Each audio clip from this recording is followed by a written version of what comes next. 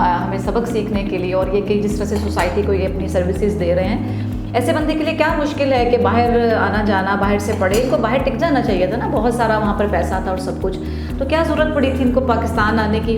वो इन्होंने अपनी गुफ्तगू में बता दिया, अगर ऐसे लोग सोसाइटी में नहीं होंगे तो ये मुल्क रहने के काबिल नहीं रहेगा।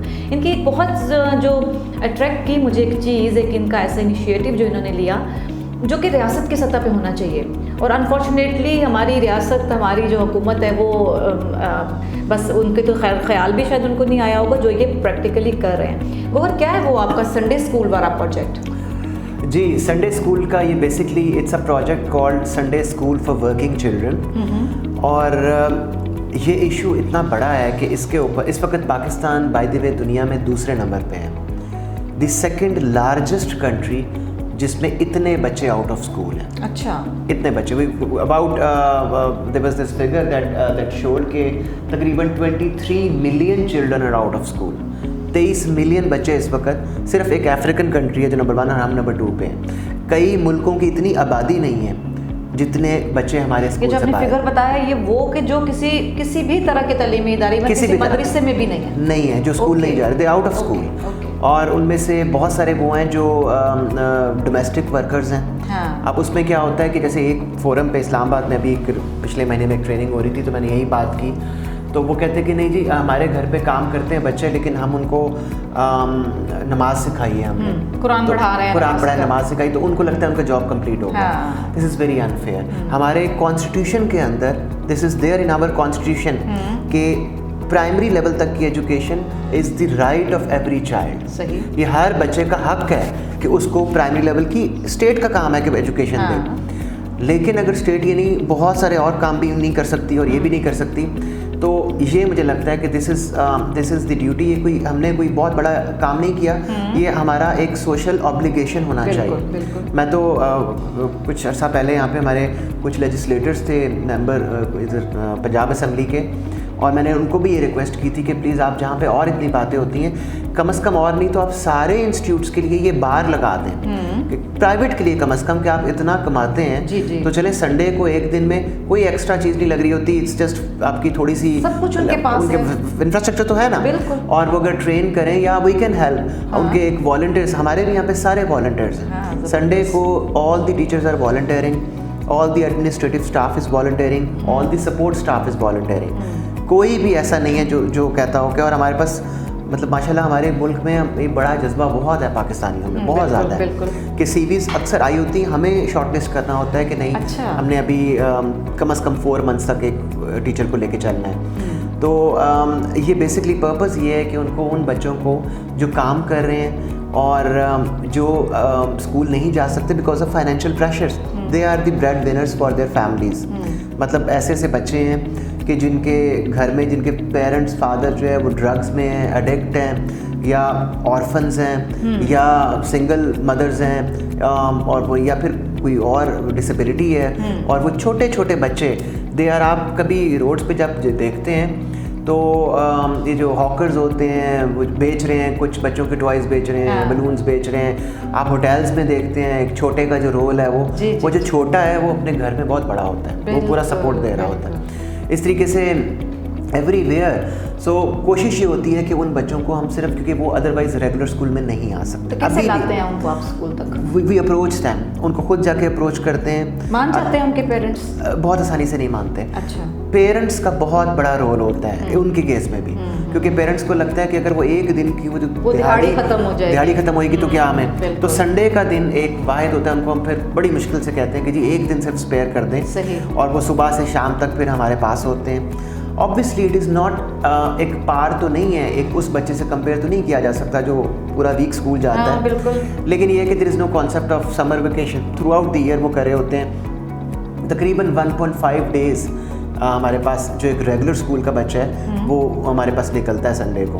अच्छा। और हम उसमें वही गवर्नमेंट का जो प्रिस्क्राइब करिकुलम है, अच्छा, कोशिश करते हैं वही पढ़ाते हैं। जी बिल्कुल, वही पढ़ाते हैं, which is a difficult job. और वो गवर्नमेंट, अभी भी हमारी बात हो रही है, एक नॉन फॉर्मल इदारा है गवर्नमेंट ऑफ पंजाब का, तो उनका भी पॉइंट ठीक है। वो कहते हैं कि जी हम कैसे माने कि एक बच्चा जो एक रेगुलर स्कूल जा रहा है और एक सिर्फ एक दिन के लिए आ रहा है, चाहे सुबह से शाम भी आ रहा है, तो उनसे यही बात करें कि आप हमें अलाउ करें कि इन बच्चों के लिए स्पेशल करिकुलम हो। सही। देखिए आप फॉर एग्जांपल कोई भी क्लास 2 के अंदर आप चाहते हैं कि बच्चे को इंग्लिश सीखते हुए ये 10 चीज़ें आ जाएं। हाँ। तो हमारे रेगुलर करिकुलम में वो 10 चीज़ें 3-3, 4-4 दफ़ा पढ़ाई जाती हैं पूरे उस बुक के अंदर।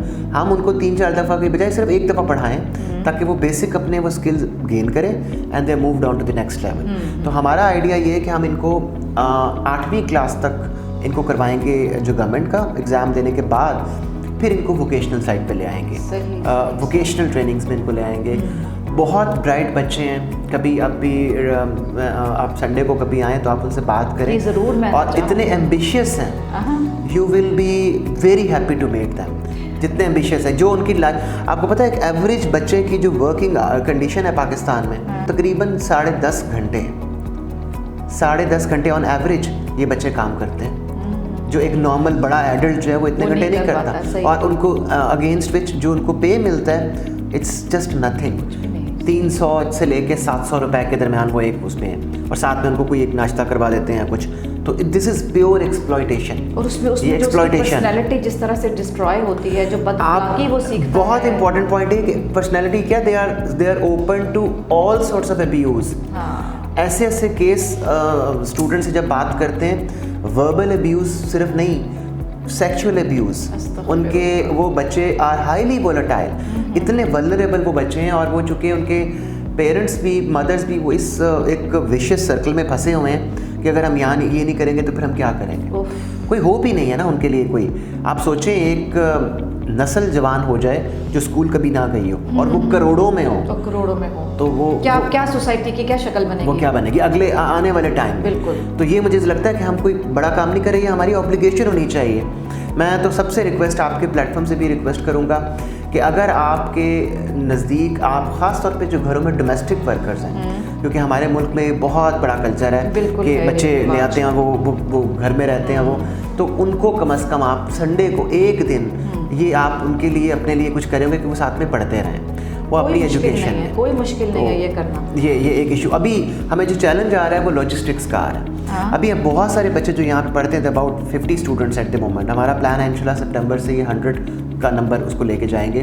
वो सारे हैं जो नियर बाय ये एरियाज़ में रहते हैं, गुलबर्ग के ही जो थोड़े से वो स्लम एरियाज़ हैं वहाँ से आते हैं। तो लॉजिस्टिक इज़ एन इशू, क्योंकि जो दूर से बच्चे हैं उनको आने में पैसे भी लगते हैं वो पे। तो अब हम कोशिश कर रहे हैं अब इस साल से कि हम थोड़ा सा कोई अपने सेल्फ फंडिंग के बेस के ऊपर ही कुछ ऐसा स्टार्ट करें कि इनको उन बच्चों को भी अपॉर्चुनिटी मिले जो दूर के एरियाज़ के हैं। लेकिन ऑब्वियसली ये नाकाफ़ी है, दिस इज़ बिल्कुल इनसफिशिएंट। ये तो एक दाना है, वो बारिश का पहला कतरा बने हैं, और इंशाल्लाह अल्लाह की रहमत आपके साथ इंशाल्लाह। बस ये इसके ऊपर आप भी प्लीज़, जितना कि आप माशाल्लाह you are very active on social media, इस इशू के ऊपर जो भी, it's not that they should only come to us या कोई हम अपनी कोई ब्रांडिंग करें यहाँ पे, ऐसा मकसद नहीं है। मकसद सिर्फ ये है कि उन बच्चों को हम सब मिलके एक अपना एक 2 चीज़ों के ऊपर सिर्फ एक कर लें, सिर्फ 2 चीज़ें, और कुछ ना करें। एक तो जो बच्चे आउट ऑफ स्कूल हैं उनकी एजुकेशन पे फोकस करें, और दूसरी जो है वो इन्वायरमेंट पे। सही। ये 2 चीज़ों में हम समझने कोई गवर्नमेंट ही नहीं है, ये सारा कुछ हमने खुद ही करना है। सिर्फ ये 2 चीज़ों पे अगर हमारी कौम इतनी माशाल्लाह एक्टिव है, अगर वो कर लें तो आप अगली एक नई जनरेशन को जो दुनिया दे के जाएंगे वो एक बेहतर दुनिया होगी। और वो हमें एक सेल्फ ऑफ, जिसे कहना चाहिए ना, कंटेंट, एक जैसे कि मैं पढ़ रहा था कि पूरी दुनिया में लोग कितने मिलियंस ट्रिलियंस ऑफ पीपल आए और गए, और हमारी भी एक लिमिटेड सी लाइफ है। तो हमें जाते हुए थोड़ा सा सुकून ज़रूर होना चाहिए कि हमने सिर्फ अपने मतलब के लिए चीज़ें नहीं की, बल्कि वो भी कुछ किया जिसका हमें कुछ मिला नहीं। बिल्कुल, कुछ देकर गए, कुछ देकर गए। तो वो देना बहुत ज़रूरी है। जाने वाले तो अक्सरियत है ना, तो हम अब पे बैक जिसको बोलते हैं, अगर हमने वो कहते हैं ना अपना रिस्क हलाल करके निकलो, खाया है इस वतन से तो फिर उसको देकर भी बिल्कुल। ये बहुत इस काम में खैर बरकत अता फरमाए। जो लोग सुन रहे हैं, देख रहे हैं, मुझे बहुत उम्मीद है कि आप लोग इससे बहुत सारा सबक सीखेंगे, और इस आपकी ख्वाहिश तो मुझे लगता है हर दिल में होती है अच्छाई करने की, लेकिन वो पहला कतरा बनना मुश्किल होता है। तो पहला कतरा तो यहाँ बन चुका जी, अब बारिश बरसानी हम सारी कौम का ये जिम्मा है, तो इंशाल्लाह इस काम को लेकर आगे चलेंगे।